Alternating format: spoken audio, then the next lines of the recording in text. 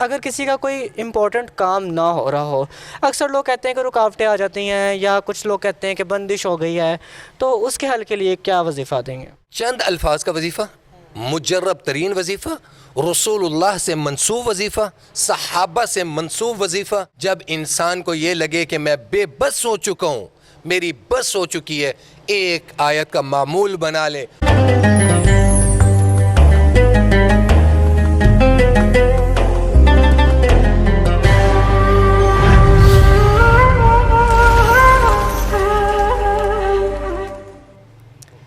بسم اللہ الرحمن الرحیم، السلام علیکم۔ سینٹر نیوز پر آپ جاگو ساہیوال رمضان اسپیشل ٹرانسمیشن دیکھ رہے ہیں۔ میں ہوں ابان شاہد، آپ کو خوش آمدید کہتا ہوں۔ آج کے ٹرانسمیشن میں ہم نے کچھ وظائف کے حوالے سے بات کرنی ہے، اور اسی پر بات کرنے کے لیے ہمارے ساتھ موجود ہیں صاحبزادہ مولانا عطاء المنعم صاحب، جو کہ ایجوکیشنسٹ ہیں، اس کے ساتھ ساتھ یہ مذہبی اسکالر بھی ہیں۔ مولانا صاحب، آپ کو ہم خوش آمدید کہتے ہیں، کیسے ہیں آپ؟ الحمدللہ، آپ کیسے ہیں؟ خیریت سے ہیں؟ الحمدللہ۔ اچھا، کچھ وظائف ہیں جو کہ آپ کو پتہ ہے کہ ڈیلی روٹین میں بہت زیادہ ان کی ضرورت پڑ جاتی ہے۔ مختلف قسم کے وظائف جو علماء کرام پیش کرتے ہیں، یہ واقعی مجرب ثابت ہوتے ہیں، کام کرتے ہیں؟ سب سے پہلے اور سب سے امپورٹنٹ جو چیز ہے نا، آپ کوئی بھی عمل کرتے ہیں، ایون کہ نماز ہے، آپ نماز بھی پڑھتے ہیں، تو اس کے لیے کامل ایمان اور کامل یقین ہونا ضروری ہے۔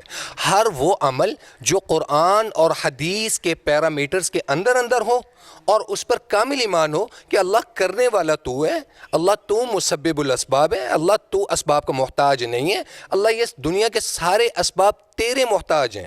جب یہ کامل ایمان اور یقین اللہ کی ذات پر ہوگا، تو پھر آپ جو بھی وظیفہ کریں گے، پھر میں اگین رپیٹ کر رہا ہوں، جو قرآن اور حدیث کے پیرامیٹرز میں ہو، تو انشاءاللہ کیسے آپ کہہ سکتے ہیں کہ اللہ اس پہ شفا نہیں دیں گے، اور وہ وظائف یا وہ وظیفہ جو ہوگا وہ مجرب نہیں ہوگا۔ چلے، لا علاج امراض کے حوالے سے بتائیے گا۔ جو مجرب ترین لا علاج امراض، وہ امراض کہ جن میں میرے ابا حضور فرمایا کرتے ہیں کہ جن میں ڈاکٹر جواب دے دیتے ہیں، کہ ڈاکٹر کہہ دیں کہ یار سوری، ان میڈیکل سائنس ہماری بس ہو چکی ہے۔ تو دیکھیں، میڈیکل سائنس میں بس ہو چکی ہے نا، اللہ کا قرآن جو ہے وہ تو بس نہیں ہے۔ بالخصوص اس کو میں آپ کو ان شارٹ بتاؤں، یہ وظیفہ کینسر کے امراض کے لیے مجرب ترین وظیفہ ہے، کہ کینسر کا وہ مریض جس کو ڈاکٹر لا علاج کر دیں، یا وہ بیماری جس میں ڈاکٹر لا علاج کر دیں کہ بس یار ان میڈیکل سائنس بس ہو گئی۔ سورۃ النجم 27 پارے کی آیت ہے، اس میں ایک آیت ہے لیس لہا من دون اللہ کاشفہ، لیس لہا من دون اللہ کاشفہ۔ اس کو اول آخر 11 مرتبہ درود شریف کے بعد کوئی ایک ٹائم اسپیسیفائی کر لیں، صبح کے لیے، صبح کے بعد، مغرب کے بعد، عشاء کے بعد ایک ٹائم اسپیسیفائی، 41 ٹائم مٹی کے پیالے میں انگلیاں ڈپ کر کے یہ پڑھنے کے بعد دم کریں، اور وہ جو مریض ہو اس کو پانی پلائیں، پورا دن میں پانی ایڈ آن کرتے جائیں، اور اسی پانی کے اس کو چھینٹے ماریں۔ میں کہتا ہوں ودن ڈیز کامل ایمان اور یقین شرط ہے اللہ پر کہ اللہ تو نے کرنا ہے، انشاءاللہ اللہ رب العزت کی ذات شفا یاب فرمائیں گے۔ چلیں، یہ تو آپ نے لا علاج اور بالخصوص کینسر کے امراض کے لیے بتا دیا ہے، اور اگر ہم بات کریں پتے یا گردے کی پتھری کے مرض کے حوالے سے، تو اس کے لیے کون سا مجرب وظیفہ آپ بتائیں گے؟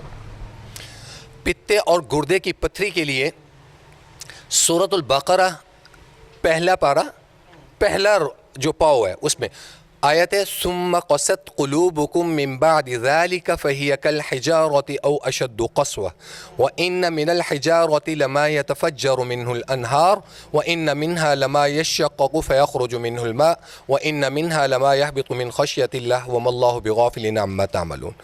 اول آخر 3 مرتبہ درود شریف 41 ٹائم یہ پانی میں دم کریں، اور کثرت سے یہی پانی مریض کو پلائیں۔ گردے میں، پتے میں پتھری کا کوئی بھی مسئلہ ہوگا، جہاں پر بھی اللہ رب العزت کی ذات اس کو ذرہ ذرہ کر کے نکال دیں گے۔ اچھا، یہ بھی بتائے گا، اکثر گھر ایسے ہیں کہ ان گھروں میں جوان بیٹیاں بیٹھی ہوئی ہیں جن کی ابھی تک شادی نہیں ہو رہی، اور ان کے والدین جو بہت پریشان ہیں، تو اس حوالے سے بھی کوئی وظیفہ سجیسٹ کیجیے گا۔ اچھا امان صاحب، یہ جو ہے نا وظیفہ، یہ میری طرف سے بھی اور بلکہ آپ کے چینل کی طرف سے، یہ ان تمام بہن بیٹیوں کے لیے یہ ایک صدقہ جاری ہے۔ یہ جو وظیفہ میں آپ کو بتا رہا ہوں، یہ مجرب ترین وظیفہ ہے، اس میں کامل ایمان شرط ہے، اور یہ کامل ایمان ہو کہ اللہ رب العزت کی ذات کرے گی۔ یہ وظیفہ جو ہے، یہ اس بچی کا بھائی، بہن، ماں، باپ، بھائی، کوئی بھی. یا اسی طریقے سے اگر کوئی لڑکا ہے اس کا نہیں ہو رہا, لڑکا یا لڑکی دونوں کا رشتہ نہیں ہو رہا دونوں کے لیے, وہ لڑکا خود بھی کر سکتا ہے, لڑکی خود بھی کر سکتی ہے, اور اس کے جو محرم رشتے ہیں بھائی بہن وہ بھی کر سکتے ہیں. کرنا یہ ہے کہ آپ نے 12 دن یہ وظیفہ کرنا ہے. 12 دن میں کوئی بھی ایک ٹائم, بالخصوص مغرب کے بعد کر لیں زیادہ بیسٹ ہے, آپ نے 12 نفل پڑھنے ہیں, یا عشاء کی نماز کے بعد کر لیں, سکون کا ٹائم ہو, 12 نفل آپ نے پڑھنے ہیں. اور ہر رکعت میں الحمد کے بعد آپ نے 12 مرتبہ سورۃ الاخلاص پڑھنی ہے اور 12 نفل پڑھنے ہیں. جب پڑھ لیں 12 نفل مکمل ہو گئے, آپ نے 12 منٹ ہاتھ اٹھا کر اللہ کے حضور دعا کرنی ہے. اس دعا میں آپ نے 12 مرتبہ سورۃ الاخلاص پھر پڑھنی ہے. وہ جو آپ سورۃ الاخلاص قل هو اللہ احد اللہ الصمد لم یلد ولم یولد ولم یکن لہ کفوا احد جو دعا میں ہاتھ اٹھا کر پڑھیں گے نا, آپ وہاں پر نیت کریں گے کہ اے اللہ, یہ جو میں نے 12 مرتبہ سورۃ الاخلاص پڑھی ہے, یہ میں رسول اللہ صلی اللہ تعالیٰ علیہ وسلم کو ہدیہ کر رہا ہوں, ان کو تحفہ بھیج رہا ہوں یا تحفہ بھیج رہی ہوں. اب آپ جو دعا کریں گے اللہ رب العزت کی ذات اس کو رد نہیں فرمائیں گے. وہ دعا اللہ نے لازمی قبول کرنی ہے, اس لیے کہ رسول اللہ کو ہدیہ اور تحفہ آپ کا پہنچ چکا ہوگا, اور اس دعا میں وسیلہ اور واسطہ جو ہوگا وہ رسول اللہ. اور وہ دعا کوئی بھی ہم مانگ سکتے ہیں, نہ صرف شادی کی؟ کوئی بھی, شادی کا ہو گیا, رزق کے حوالے سے ہو گیا, کوئی بھی پرابلم ہے آپ دعا میں. ٹھیک. اچھا, اگر کسی کا کوئی امپورٹنٹ کام نہ ہو رہا ہو, اکثر لوگ کہتے ہیں کہ رکاوٹیں آ جاتی ہیں, یا کچھ لوگ کہتے ہیں کہ بندش ہو گئی ہے, تو اس کے حل کے لیے کیا وظیفہ دیں گے؟ چند الفاظ کا وظیفہ, مجرب ترین وظیفہ, رسول اللہ سے منسوب وظیفہ, صحابہ سے منسوب وظیفہ. صحیح بخاری صحیح مسلم کی حدیث کے مطابق رسول اللہ صلی اللہ تعالیٰ علیہ وسلم نے فرمایا, جب انسان کو یہ لگے کہ میں بے بس ہو چکا ہوں, میری بس ہو چکی ہے, ایک آیت کا معمول بنا لے, اٹھتے بیٹھتے چلتے پھرتے وضو بغیر وضو پڑھے, لا حول ولا قوت الا باللہ, لا حول ولا قوت الا باللہ. رسول اللہ صلی اللہ تعالیٰ علیہ وسلم کا فرمان ہے, اللہ رب العزت کی ذات نے 99 مشکلات کا حل اس آیت میں رکھا, 99 مشکلات. سبحان اللہ. اچھا, لاسٹلی رزق کی کشادگی کے حوالے سے بتائیں.